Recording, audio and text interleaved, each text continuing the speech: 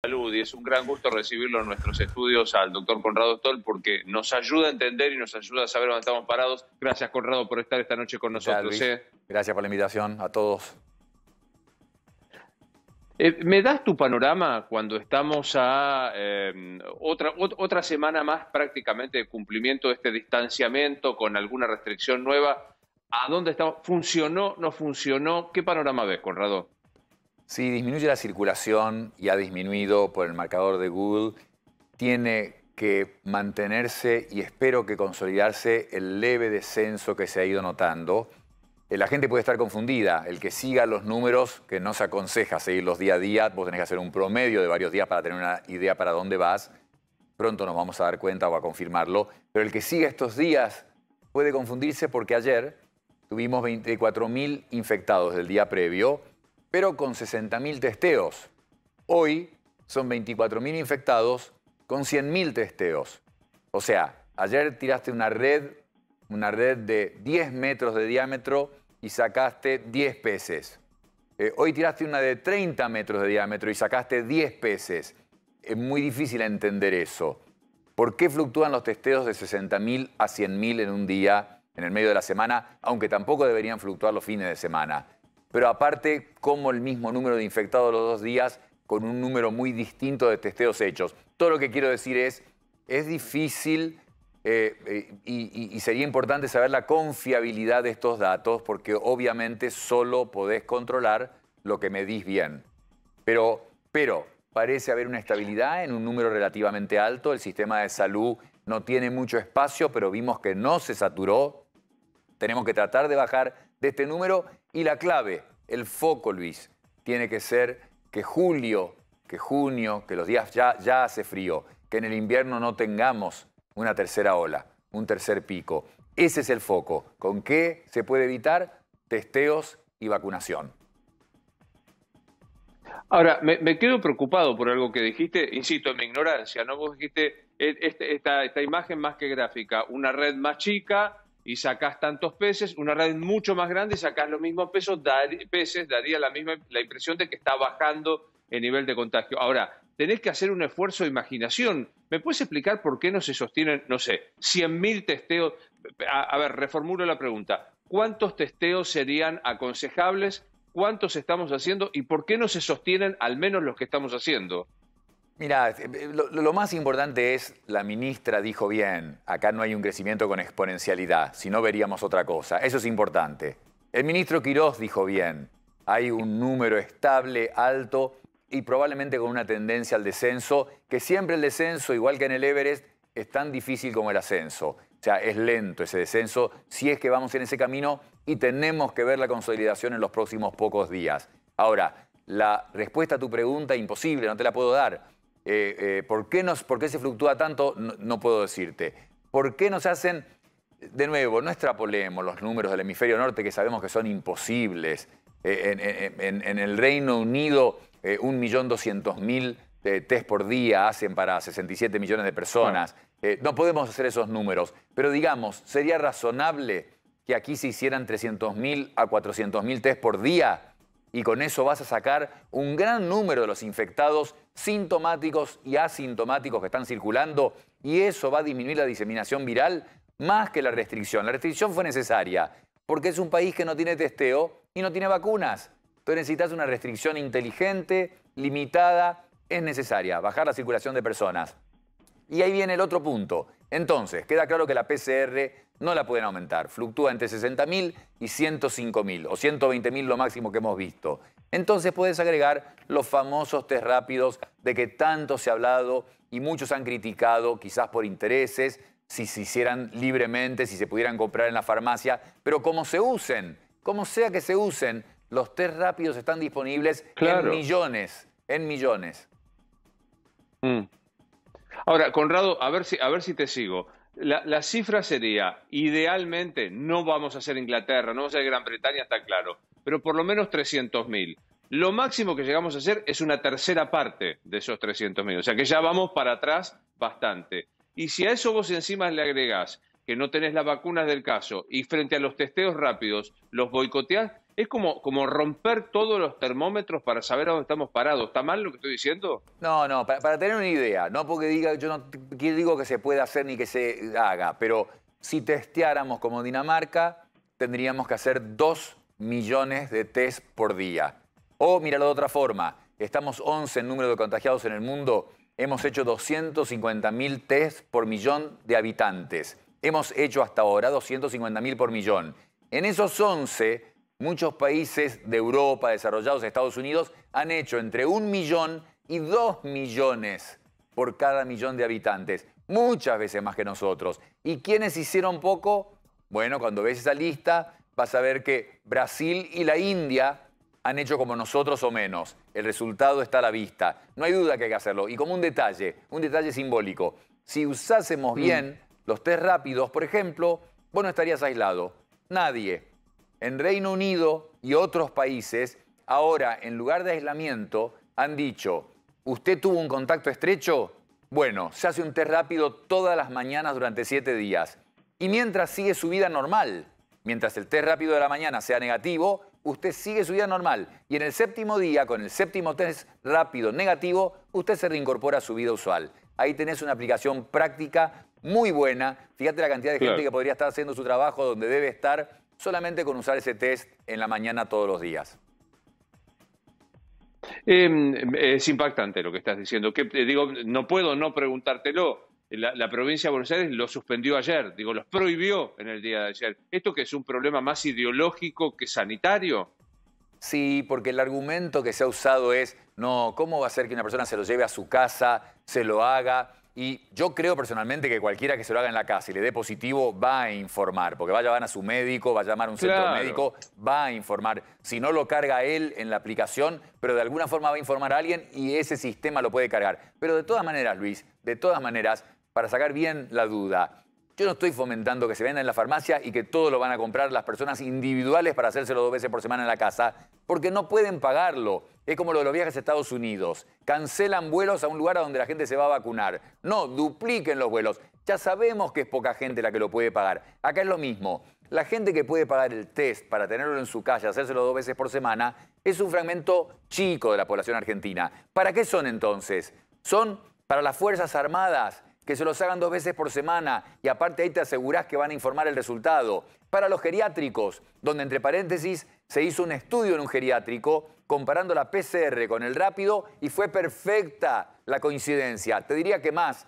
la PCR a veces fue positiva en gente que había tenido la infección ya hace mucho tiempo, porque es demasiado sensible. Pero los rápidos fueron positivos siempre que la PCR era positiva, cuando la persona contagiaba. Entonces, en geriátricos, las Fuerzas Armadas, en los colegios, donde el colegio reporta, los grandes empleadores al empleado en el trabajo 2 veces por semana, también con obligación o el deber de reportar los resultados. O sea que no es que el test rápido es pónganlo en la farmacia, en la estantería y Conrado se lo lleva a su casa y no le dice a nadie lo que le da. Eso va a ser un fragmento ínfimo de la población. La gran mayoría de esos test rápidos pueden hacer los sectores y el Estado, por supuesto. La ciudad creo que los está haciendo en varios ómnibus móviles en que hacen test rápido para los vecinos que no tienen síntomas. Ahí tenés. Entonces se pueden hacer millones porque están accesibles ya que la PCR no se puede aumentar. Aparte se genera un nuevo disparate, que es que con la General Paz de por medio, en un lado valen los test rápidos y en la provincia no. Digo, en un lado hay clases presenciales, en el otro lado no. En un lado hay test rápido, en el otro no. Digo, es medio como una esquizofrenia sanitaria, si es que de verdad se quiere combatir el virus con lo que ya aprendimos. Test, aislamiento, trazabilidad de un lado, vacuna y distanciamiento social. O sea, está como bombardeando el sistema. Ahí está, Luis, ahí está. Pero no tiene que ser una discusión esto. Y no tiene que ser entre vos y yo que propongamos o a los dos nos gustara la idea de los test rápidos. Los asesores, los expertos, tienen que evaluar esa herramienta que no estaba disponible, que el doctor Fauci ha dicho que es buenísimo, que la Escuela de Salud de Harvard ha dicho que es muy buena, que se usa en el Reino Unido, en Alemania, en Escandinavia, que en Estados Unidos se vende libremente en la farmacia, te lo puedes comprar por Amazon o en la farmacia directamente. Entonces, digamos que hay bastante evidencia, y aparte de artículos publicados. Pero que los asesores expertos se expidan No interesa mi opinión. La verdad que no interesa. Claro. Ni la de los que los venden. Que los asesores digan, es verdad, deberíamos usar los test rápidos y en tales circunstancias y de tal forma. Porque en algunos países el test rápido te lo mandan a tu casa gratis, vos te lo haces, pero lo tenés que poner en un frasquito, lo pones en un sobre de correo, lo mandás y el resultado lo hacen centralmente. No me interesa a mí cómo se haga. Yo creo que es más práctico igual en tu casa si vos lo podés pagar. Pero como sea, es otra herramienta, la PCR no pudo crecer, entonces tendrían que decir, alguien expedirse con autoridad para decir sí o no. Hago un stop en esta información sanitaria, Conrado, porque hay una información urgente en A24.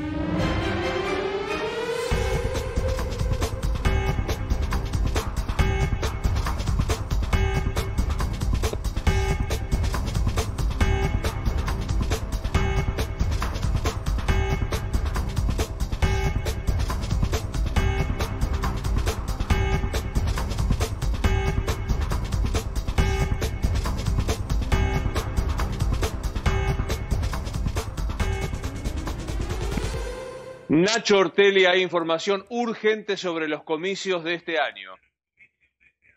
Exactamente, Luis. El ministro del Interior, Guado de Pedro, y el titular de la Cámara de Diputados, Sergio Massa, convocaron a la oposición a una reunión mañana de urgencia. Mañana 5 de la tarde en Casa Rosada van a estar Massa, van a estar Guado de Pedro y sus funcionarios más cercanos y van a tener un diálogo con los bloques de la oposición a propósito de la postergación de las PASO. Recordemos, ¿por qué mañana la reunión?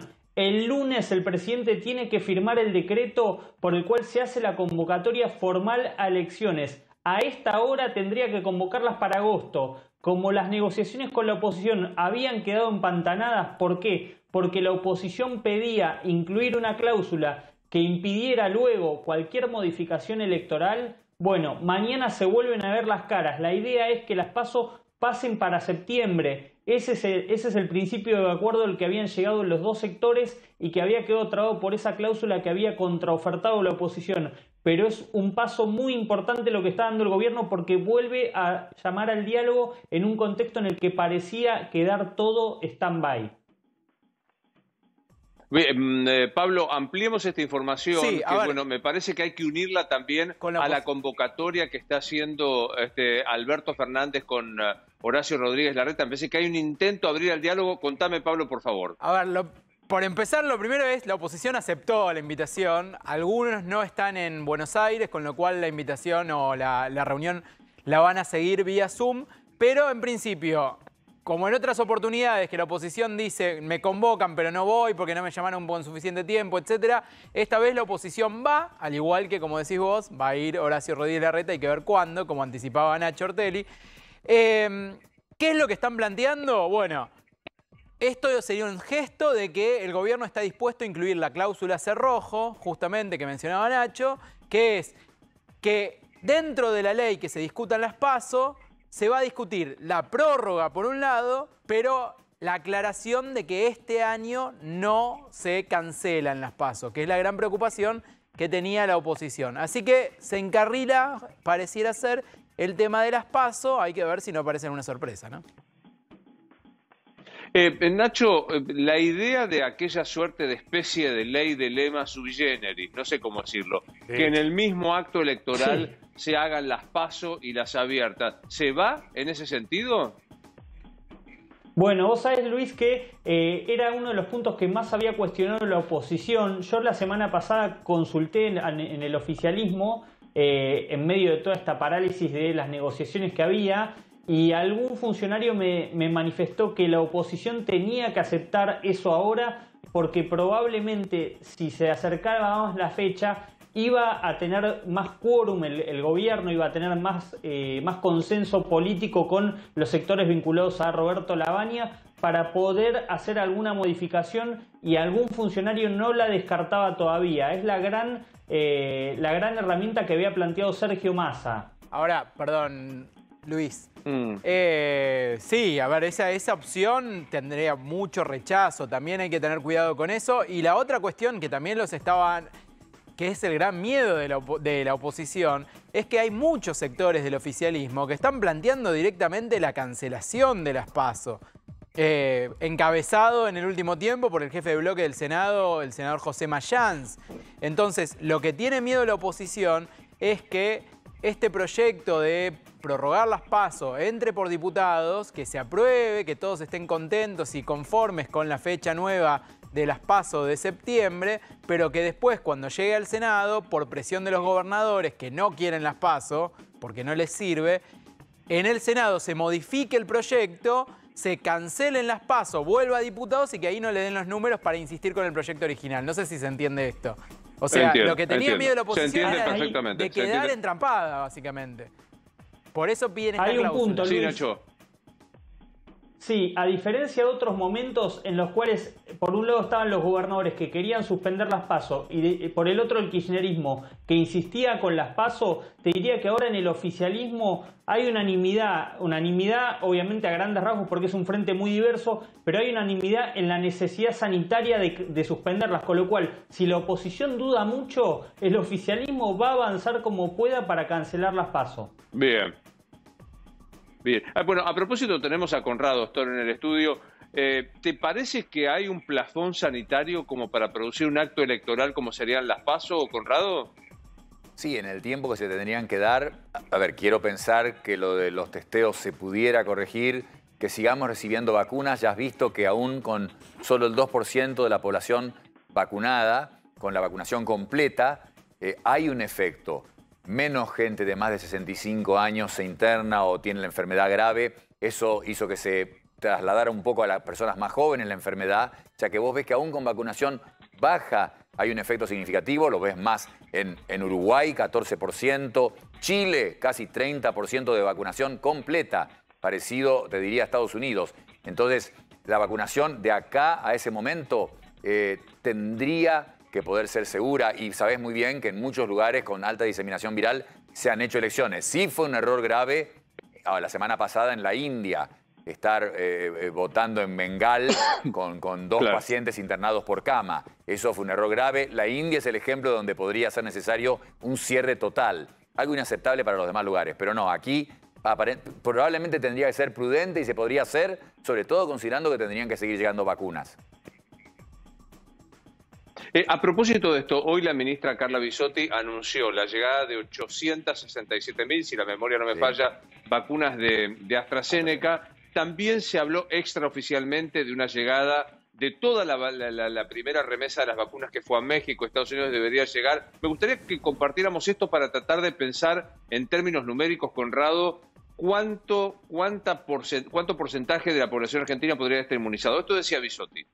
Desde el mecanismo COVAX nos informaron que el día 19 de mayo van a estar liberadas para que se pueda empezar a trabajar con los operadores logísticos internacionales que preparan las vacunas para ser trasladadas 861.600 dosis de COVAX de AstraZeneca para que puedan ingresar al país a partir del 21 de mayo. Esto va a asegurar completar los esquemas a quienes ya lo iniciaron y estén cumpliendo los 3 meses, así que transmitir también esa información. Y se completó la distribución de 650.400 dosis de Sputnik V, primer componente, y estamos trabajando con la Federación Rusa para poder empezar a recibir el segundo componente y completar los esquemas de vacunación en las personas que vayan cumpliendo esos 3 meses.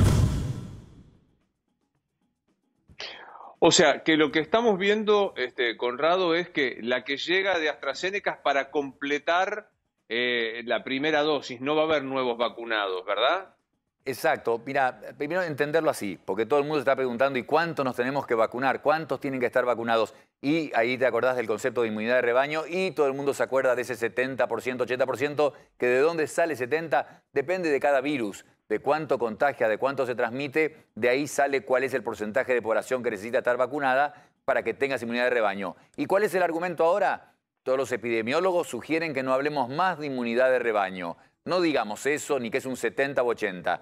El concepto tiene que ser, hay que vacunar lo más rápido posible, la mayor cantidad de gente posible, para lograr cortar la diseminación del virus. Lo que dijo la ministra, bastante meritorio, porque el fondo COVAX que tenía que repartir 2.000 millones de vacunas este año, repartió 50 hasta ahora, 50 millones. O sea que se han quedado cortísimos. Sin duda el problema de la India tiene que ver y otros también. Acaban de conseguir Moderna, COVAX, pero que hayamos conseguido casi 900.000 de ese fondo, muy meritorio. Sí, para completar lo que ya se ha dado, porque sabemos que se puede separar hasta 3 meses, quizás 4, pero no más que eso. Y todavía no tenemos datos sobre si se pueden mezclar o no. Después Sputnik, fundamental la gente que ya está cumpliendo 2 meses desde que se dio la primera. Acordémonos que la segunda es distinta, es un virus diferente. Tiene que llegar para completar la vacunación. De nuevo, extrapolando lo de AstraZeneca, se puede separar hasta 3 meses. Y después terminar de negociar, que se estaba negociando con Johnson & Johnson, aprobarla. Entiendo que Armando no la había aprobado todavía, pero Johnson & Johnson, una dosis, había negociaciones, comprar esa. Se estaba negociando con Pfizer, conseguir Pfizer y no olvidar la alemana CureVac, que es más barata que la Sinopharm, que la China. Entonces, a la alemana CureVac y la Novavax norteamericana. Hay varias vacunas que se podrían negociar para conseguir para estos próximos meses y alcanzar esa disminución de la dispersión del virus cuando vos vas vacunando más gente, aunque sea con una sola dosis. Quiero abrir a la mesa a mis compañeros para que pregunten, pero digo, otra cosa más, Conrado, que aprendemos que este virus nos va llevando a aprender. La inmunidad de rebaño es un concepto antiguo, dijiste.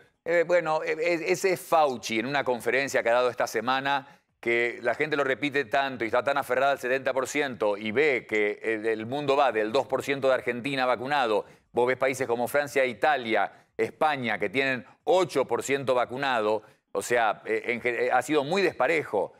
África ha recibido el 2% de todas las vacunas. O sea, realmente la distribución de vacunas ha sido muy dispareja como la distribución de todo en el mundo. Nada más que esto es un tema de salud pública. Claro, y ahí está Estados Unidos apoyando la abolición de las patentes. ¿Por qué? Porque Estados Unidos sabe que hasta que la última persona en Burkina Faso no esté vacunada, ellos tienen peligro. Porque la gente viaja a Estados Unidos, especialmente a ese lugar. Entonces saben y quieren apoyar para que esto se distribuya un poco más equitativamente. Cuando ellos ya están vacunando, van a empezar a vacunar ahora chicos de 12 años. Lo entiendo perfecto. Pablo Winocourt, querías preguntarle al doctor Stoll. Sí, doctor, usted decía que se espera la llegada de nuevas vacunas, pero pareciera ser que, salvo por estas que llegan, que en realidad son para una segunda dosis, mayo viene como un mes medio negro, ¿o no? No, tenés razón, Pablo. Todo lo que yo dije era potencial, porque son las ideas que a mí no le tengo que dar ideas al gobierno que está negociando con Johnson & Johnson, con todo lo que dije, y espero que con Novavax y CureVac, pero tenés razón, no hay un plan, pero hay algo importante en lo que decís también. Digamos, de acá, a ver, para ser concretos, de acá a fin de junio, ¿hay posibilidad de que llegue alguna de esas vacunas que se está hablando? No. De lo que hablemos me parece improbable que llegue Pfizer o Johnson o CureVac o Novavax. Improbable. Tenemos que ver si alguna de las vacunas chinas, bueno, si la vacuna china que hemos comprado, Sinopharm, nos diera más. Tenemos que ver si Sputnik efectivamente manda, que fuimos los primeros en comprarles. Y bueno, llegan 900.000, quizás el fondo COVAX nos puede dar más, pero te quería decir esto. No puede haber una en una estantería. ¿Cómo puede haber 1 millón de vacunas o más que no se han dado? Eso es rarísimo. Hay que dar todas. No importa. Yo sé que nos suena buena la comunicación de decir nos quedamos sin dosis. No hay una sola, pero estamos orgullosos porque en la última semana dimos 250.000 por día. ¿Y sabes qué? Es fundamental hacer eso, porque cada una que das es un poco menos que el virus circula. Por eso te digo que aunque parezca tonto lo de viajar a Estados Unidos, cada persona que va y se vacuna ya es una menos a la que el virus puede afectar. Entonces, no tendría que haber 1 millón de vacunas esperando en una heladera para ser dadas. Hay que darlas ya a todas. Y no importa que tengamos que decir, mirando a la cámara, se nos acabaron las dosis, estamos esperando ahora que llegue no sé cuál de no sé dónde. Me voy a ir un segundo al Uruguay, porque allí está Gustavo Descalzi, nuestro compañero. Tuvieron una jornada difícil en cuanto a contagios, a pesar del índice de vacunación. Gustavo, buenas noches, ¿cómo le va? ¿Cómo le va, Luis? Bueno, la peor semana de todas las que hemos hablado. Le quiero poner esto en contexto porque el Uruguay sigue estando en este triste podio, tristísimo podio de uno de los países que la mayor cantidad de fallecidos por digamos, millón de habitantes fue la semana pasada. Desplazamos a los otros países como Hungría, como Montenegro, solamente con un nivel de fallecidos que está por encima de los 50, 54 nuestra última jornada. En estas horas, Luis, Uruguay va a cruzar este triste umbral de estar por encima de los 3.000 fallecidos en todos estos 14 meses. Así que quiero decirle que lamentablemente Uruguay vuelve a estar en este triste podio. Ahora, la pregunta, y también se la traslado al doctor Stoll, primero ayúdenos, Gustavo, la cantidad de uruguayos que hay vacunados con el esquema completo de vacunas, ¿lo tiene presente? Sí. Uruguay estamos en 1.200.000 vacunados con la primera dosis, un poquito más, y cerca de 750.000 con la segunda dosis. Esto podría poner más o menos, sí, 44-45% de la población adulta, mayor de 18 años. Uruguay, sobre fin de mayo, con las vacunas que ya están y las que están llegando, va a llegar al 1,5 millones de personas con las 2 vacunas.